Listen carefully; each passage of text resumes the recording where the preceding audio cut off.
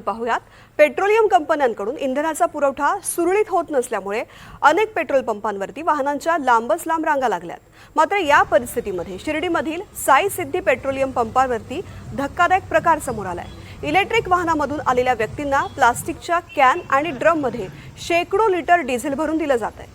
इंधन भरून देतानाचा व्हिडिओ समोर आलाय.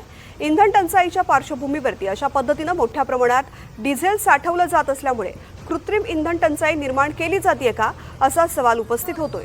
याचा आढावा घेतलाय आमचे प्रतिनिधी सुनील दवंगे यांनी. पेट्रोलियम कंपन्यांकडनं इंधन पुरवठा जो आहे तो वेळेवर होत नसल्यानं स्थानिक लेवलला जे आहे ते पेट्रोल डिझेल मिळत नाही. दिवसभर पेट्रोल पंप बंद राहतात. त्यामुळे जे आहे ते काही लोक जे आहे ते आपल्याकडे साठा उपलब्ध करून ठेवण्यामध्ये होत असल्याचं दिसून येत आहे. सध्या आपण शिर्डीतील HP पेट्रोल पंपावरती आहोत. या ठिकाणी आपण पाहू शकतो की जे काही या ठिकाणी मोठ्या प्रमाणावर इंधन साठा जो आहे तो स्टॉक केल्याचं पाहायला मिळतंय.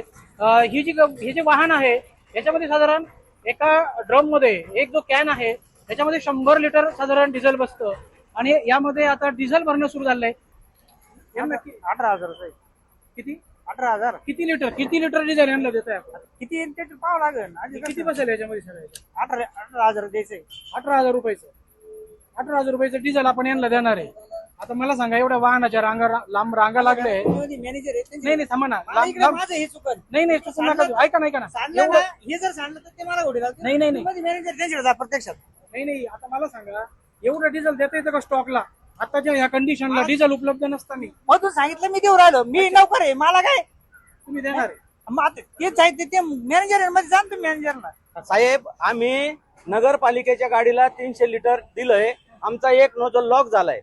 तेव्हा आम्ही एवढं कोणाला देऊ शकत नाही. आम्ही 200 लिटर पर कस्टमर डिझेल आणि 1,500 रुपयाचं पेट्रोल एका कस्टमरला. 2 व्हीलर साठी 500 रुपये. काका मला एक सांगा हे जे वाहन आहे हे इलेक्ट्रिक बरोबर आहे. यांनी आता एवढे 6 कॅन भरून घेतले तुमच्याकडून. 2 कॅन तरी कमी.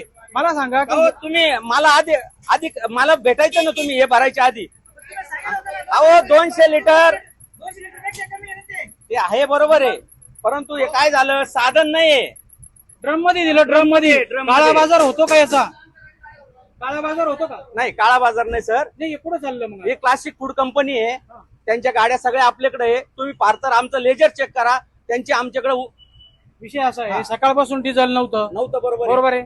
आता हे स्टॉक करण्यासाठी डिझेल घेऊन चालले. स्टॉक करायला परवानगी आहे का? स्टॉक नाही सर. स्टॉक नाही. त्यांच्या गाड्या आहे तेवढ्या. स्टॉक म्हणून नाहीये. फार तर तुम्ही म्हणत असाल तर ते डिझेल मी खाली करून घेतो. म्हणजे ही अशी परिस्थिती आहे की आता आपण या ठिकाणी आल्यानंतर जे डिझेल भरून दिलेलं आहे ते खाली करून घेण्याचे पेट्रोलचे जे या ठिकाणचे मॅनेजर आहे त्यांची भूमिका आहे. म्हणजे अशा पेट्रोल पंपावरती अप्रत्यक्षपणे कृत्रिम पद्धतीने इंधन टंचाई जी आहे ती केली जाते का त्याचा हा आपण NDTVच्या माध्यमातून हा उलगडा केलेला आहे. आणि जे वाहन इलेक्ट्रिक आहे त्याच्यामध्ये असलेले जे कॅन आहे त्याच्यामध्ये हे इंधन भरून दिलेलं आहे आणि कॅनचे कॅन भरून गेले. आपण या ठिकाणी पहा हे जे भाविक आहे किंवा जे स्थानिक लोक आहेत जे व्यापारी आहेत त्यांना इंधन मिळत नाही. मात्र ज्या इलेक्ट्रिक या ठिकाणचे जे 3 व्हीलर आहे त्याच्यामध्ये मोठ्या प्रमाणावर इंधन भरून दिलं जातंय.